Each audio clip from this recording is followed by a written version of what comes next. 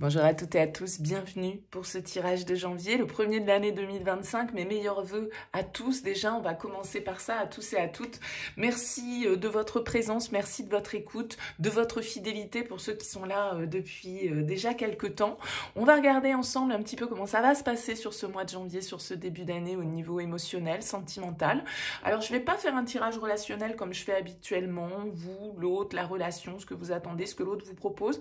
Je vais plutôt poser avec le tarot 9 cartes, voilà, pour voir un petit peu ce qui se dégage du tirage et puis vous donner ma lecture assez rapide sur ce tirage. Alors bien sûr, vous prenez le recul nécessaire, ça reste une approche générale, donc elle ne pourra pas parler à tous. Si ça ne vous parle pas, vous mettez de côté.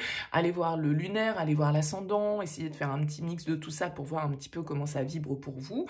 Et puis si vous souhaitez échanger avec moi dans une guidance personnalisée, vous avez mon mail qui apparaît, lililataro@yahoo.com. Je fais toujours une approche préalable avant la première consultation, donc vous me faites un petit mail, vous me donnez juste prénom, date de naissance des personnes concernées, le domaine, c'est pro, c'est sentimental, c'est financier, pas de questions, pas plus d'éléments. Le but de la première approche, c'est vraiment de partir d'une page vierge, donc voilà, juste ces éléments-là pour commencer, et après, bien sûr, je reviens vers vous pour vous expliquer mon fonctionnement. Allez, on passe au tirage, on utilise pour ce mois de janvier l'un de mes tarots préférés, un classique, le Rider-Waite. On se retrouve tout de suite.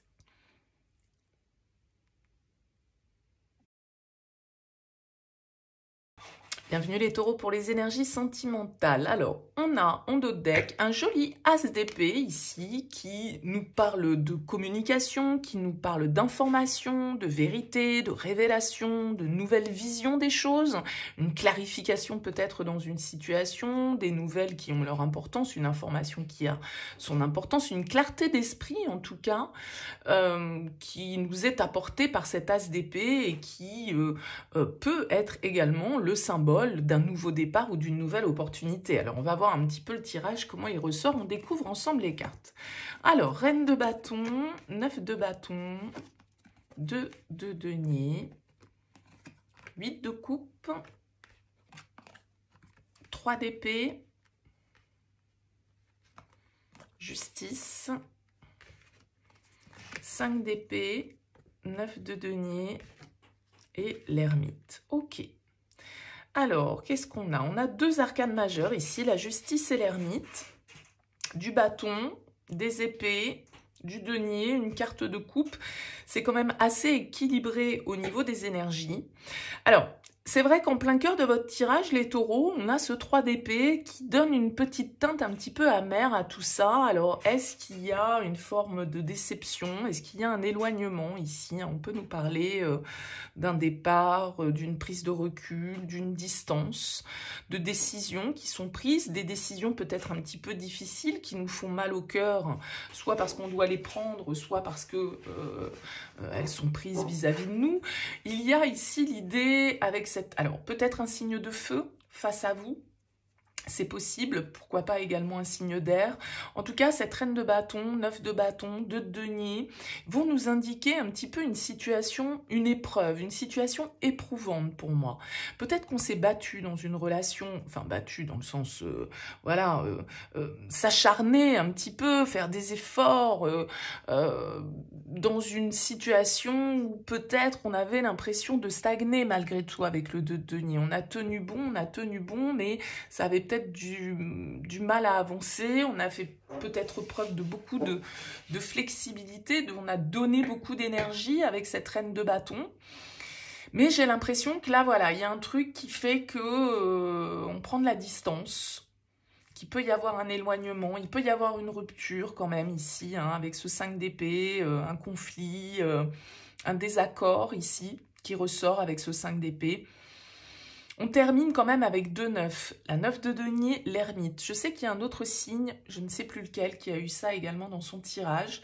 Pour moi, du coup, on parle un petit peu d'énergie de solitude, d'accord? De repli, de retrait. On pense à soi, on se recentre, d'accord? On se recentre peut-être pour fuir une situation qui est conflictuelle. Il peut y avoir l'idée 5 d'épée, 3 d'épée. Ici, on parle de révélation, on parle de vérité, on parle d'information. Bah, il y a peut-être une information qui pique pour vous sur ce mois de janvier, les taureaux. Ok, ouais, on a la tour en plus qui est juste derrière. Donc, ça peut être une révélation, ça peut être quelque chose, voilà, qui arrive de manière un petit peu imprévue. D'accord ? Donc, il y a l'idée avec cette justice de trancher, l'idée de vérité, encore une fois, et d'une vérité qui, du coup, peut piquer et peut créer une distance. Ici, avec le 8 de coupe, on a besoin de prendre le large. On a envie aussi, un peu, avec cette carte, de tourner le dos à une situation qui ne nous convient plus. Donc, il y a cette notion d'éloignement. Il y a quand même, pour moi, dans ce tirage, les taureaux, ça va parler à des taureaux qui vivent une relation dans laquelle il y a quand même une forme de résistance qui peut sembler un peu laborieuse, où on est chacun un petit peu dans son camp, d'accord ? Donc, je ne sais pas qui a dû faire preuve de flexibilité, si c'est vous ou si c'est l'autre, mais en tout cas, voilà, il y a peut-être...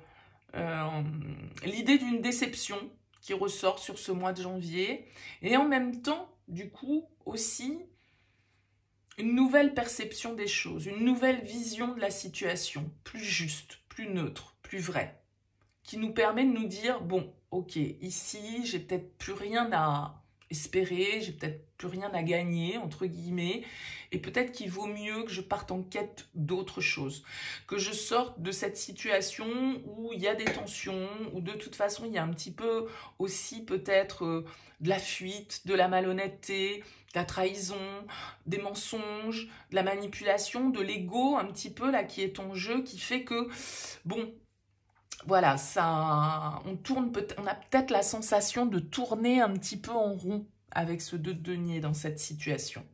Donc on a quand même 3 9 qui ressortent, qui sont pour moi donc l'ermite, et donc un chiffre de solitude, d'indépendance, d'autonomie. Donc il y a une forme, peut-être une nouvelle vision en ce début d'année pour vous, par rapport aux sentiments, par rapport à votre vie sentimentale. On n'a pas beaucoup de coupes, à part ce 8 de coupe, mais il y a l'idée quand même ici d'y voir clair, de voir la vérité dans une situation qui est souffrante.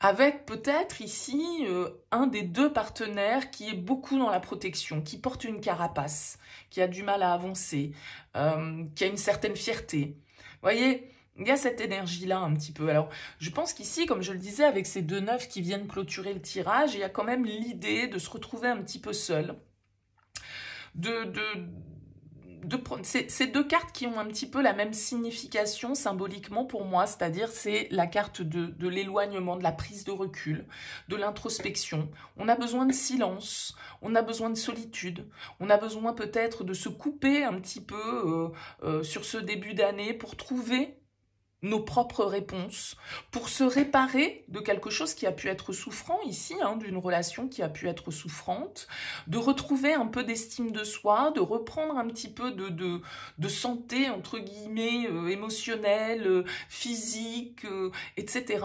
Et d'être plutôt dans cette forme de réflexion intérieure, de travail intérieur. On n'est pas dans un tirage où vous êtes dans une relation où sur ce mois de janvier, le partage est au rendez-vous. Mais peut-être que c'est cette vérité que vous avez besoin de voir par rapport à une relation qui n'avance pas et qui est dans la résistance, où on fait de la résistance, ou vous ou l'autre. Donc à un moment donné, il va bien falloir avancer, il va bien falloir peut-être, vous voyez, ce cœur il est transpercé par 3 épées, donc il y a quand même une souffrance, il y a quand même une douleur. Encore une fois, est-ce que c'est vous qui...